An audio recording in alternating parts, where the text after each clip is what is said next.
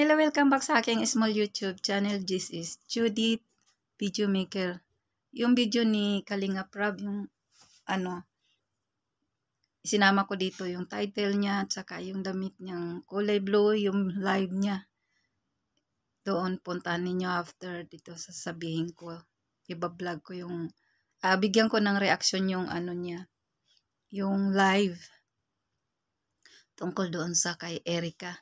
Sino namang hindi nakakakilala kay Erica? Si Erica na yung beneficiaries ni Kalinga Prab, na isa siyang dating mahirap lang na buhay, nakatira sa lolo niya kasi naghihirap sila yung magulang nila. Kaya nakatira siya sa lolo niya. Nagtatrabaho siya para makapag-aral bilang isang yaya. Tapos natagpuan siya. Tapos nung umuwi siya, tagpuan siya ni Roel. Tapos ini-repair siya ni Roel kay Kalinga Prab. Ayun, nabigyan siya ng magandang buhay ngayon. Magandang nakapag-aral na siya. Kaya nga lang, itong nakakalungkot, yung nag-aral siya. Nagulat kami sa vlog ni Kalinga Prab. Cancel ang paggawa ng bahay, cancel ang pagmamadiling. Kasi ayaw na niya magpa-vlog. Siyempre nahihirapan daw siya sa sistema, sa time, para sa sa kanyang pag-aaral. Bagay, naiintindihan din natin yun. Pero sana, hindi gwapa, kung may time ka kasi na-miss ka namin.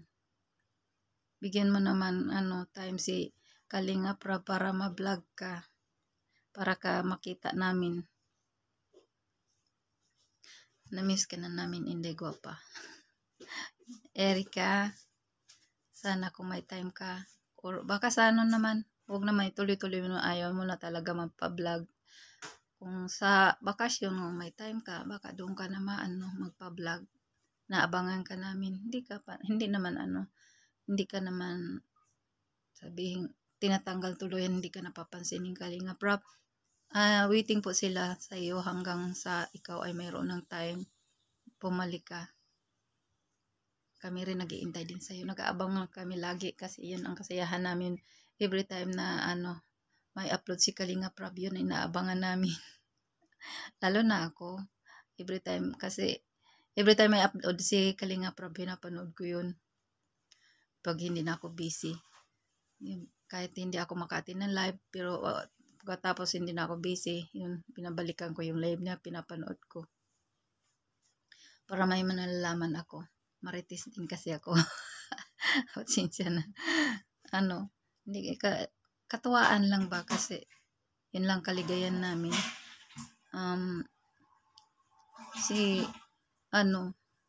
Kalinga Prab may sinabi dun sa live niya na nakakalungkot kasi hindi na matuloy yung pagmamadiling, hindi na niya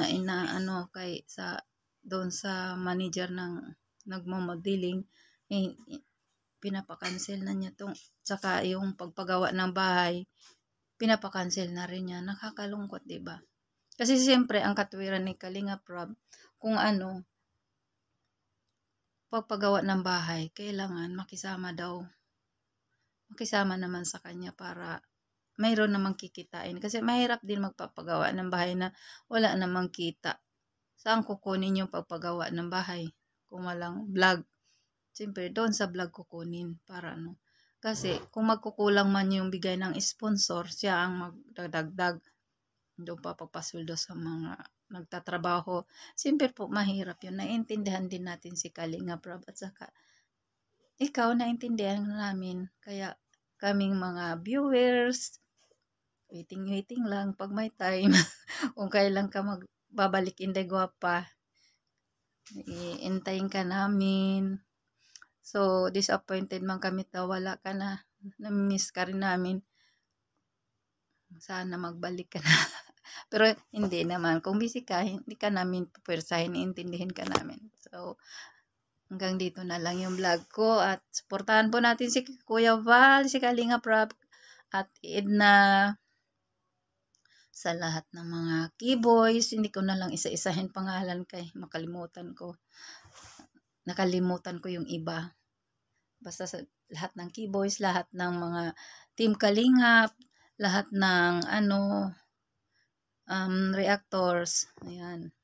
Binigyan ko lang reaksyon itong panoorin nyo yung aking pinupost doon sa unang itong video ko. Tapos puntahan nyo si Kalinga Prab doon sa live niya. Kung gusto nyo malaman lahat ng detalye, andoon po. Malalaman nyo. Okay, maraming salamat sa suportahan po ninyo yung aking channel po, mga kalingap, mga angels, mga mababait dyan. Salamat po. Bye-bye sa panood. I love you all.